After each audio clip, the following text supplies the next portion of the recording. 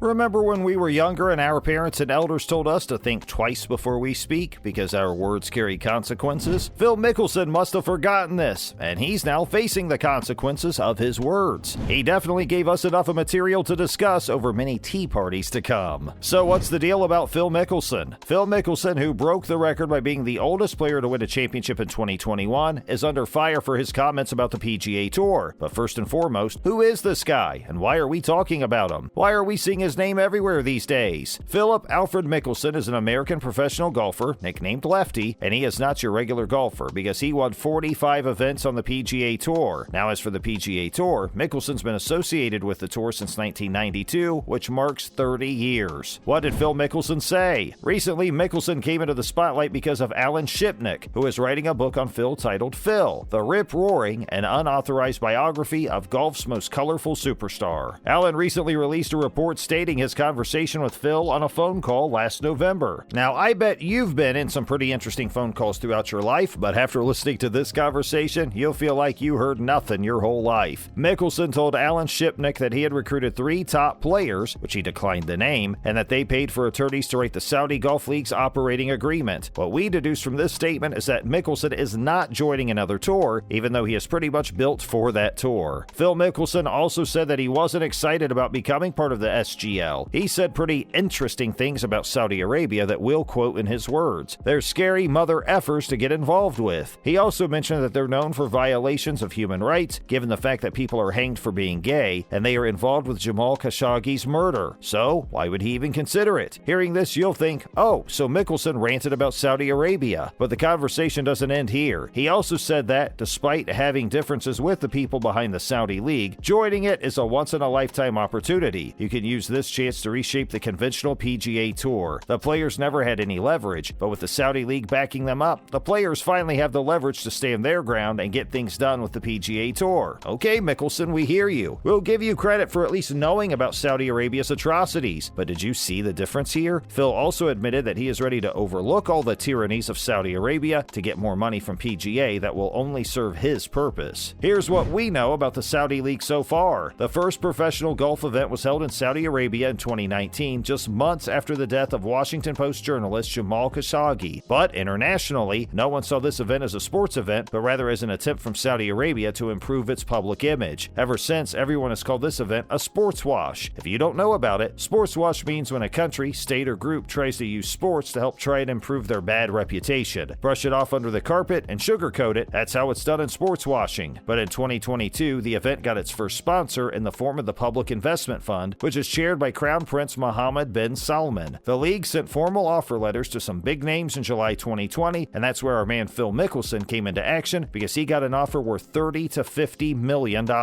Obviously, the long-established PGA Tour had to respond to it. Commissioner of the PGA Tour, Jay Monahan, made it very clear in an email sent to the golfers in January 2020 that the golfers could face a lifetime ban if they fell for the money game offered by the Saudis. So coming back to Phil Mickelson's statement he gave before, it's obvious that it received backlash. Phil said that his comments were off the record and they were published out of context. Phil issued an apology saying that his statement was actually meant to be in the best interest of his colleagues, sponsors, and fans, but he regrets his choice of words that may have offended and hurt a lot of people. Saying that, he added that he knows there's always criticism to be had when exploring anything new. Somebody has to bring the change, and he is ready to take hits to continue doing his work. Phil further stated that the game desperately needs change, and real change is always preceded by disruption. Mickelson stated that the pressure and stress built up over the years got to him, and he feels like he's been living a very public life for the last 31 years and needs a break. Saying that, I know I've not been my best and desperately need some time away to prioritize the ones I love most and work on being the man I want to be. Alan Shipnuck said that the off-the-record thing from Mickelson's apology is completely false, and he does not have anything more to say about this. What Phil Mickelson lost? Phil not only lost his image, trust of the people, but also his sponsors. Mickelson's longtime sponsor, KPMG, released a statement on Tuesday saying, KPMG US and Phil Mickelson have mutually agreed to end our sponsorship effective immediately. We wish him the best. Heineken also announced that its Amstel Light brand is ending its partnership with Phil Mickelson. Brutal. So what does the golf world have to say about this latest drama? Daniel Berger, who's a 4-time PGA Tour winner, said that Phil should get a second chance if he is really remorseful after his statement. He further said that he did not pay much attention to it and called it noise, that his previous experience with Phil has been good and he deserves a second chance. Several leading golf golf stars including Rory McIlroy, Dustin Johnson, and Bryson DeChambeau have shown their commitment to the PGA Tour after Phil's comments. Golf player Daniel Berger also showed his support for the PGA, saying he's always been behind the tour. According to him, Commissioner Jay Monahan is the right guy for the job. He also applauded Monahan's efforts during COVID, saying that people don't give him enough credit for all his work. He said he liked where the tour was headed and approved of the new initiatives. Brooks Koepka, four-time major winner, said that Phil could think and do whatever he wants. Everyone, including him, is happy with the PGA Tour. He further said that everyone wants money, and Saudi Arabia's got plenty of it. This is not the last we're going to hear about an incident like this, because someone will sell out and SGL will get their guys. Rory McIlroy thought that Mickelson's remarks were naive, selfish, egotistical, and ignorant. For him, it was surprising, disappointing, and sad. He also thinks that since the comments backfired, leaving Phil to rethink his life path, according to him, this breakaway league's now dead in the water, and he does not want to kick someone while they're already drowning. Former world number one Adam Scott's ready to cut Phil some slack because he said that he could see the attraction of a Super League circuit that guarantees money, team formats, and no cuts. His reputation hit rock bottom as people did not find his apology sincere. To many, the apology only looked as if he is only sorry that his comments came to public knowledge and not for the fact that his comments were actually selfish in the first place. Brandel Chambly called a spade and said that Phil's apology is merely damage control, his first and second paragraphs are nonsense, and that this is the worst apology he has ever seen. People also weighed in about whether the PGA has the right to put a ban on players. Heitner commented that the PGA has the right to exclude individuals from its ranks as long as it abides by its own policies, provides no preferential treatment, and does not act in a discriminatory manner. Tom Allen, an attorney who practices in government services, said that they can decide whatever they deem appropriate. If the news coming in is true in any part, Phil is going to face penalties for setting up a competing tour and trying to undermine the PGA one. The statement everyone was waiting for is by the PGA Tour, but the officials stated that they refused to comment on the matter. I guess we'll all have to wait a little longer to learn more about Phil's alleged suspension. If you were thinking about ways to market your book effectively, we already shared the Dummy's Guide to Effectively Promote Your Book by Alan Shipnuck and Phil Mickelson in this video. If you see the timeline, the juicy excerpts from this book are becoming public news almost 3 months before its release. Interesting. And that's a wrap for this video. What did you think about Phil Mickelson's controversy? Do you think he would be suspended? Do let us know in the comments below. Make sure to give this video a thumbs up and click the subscribe button for more videos like this, and we'll see you in the next one.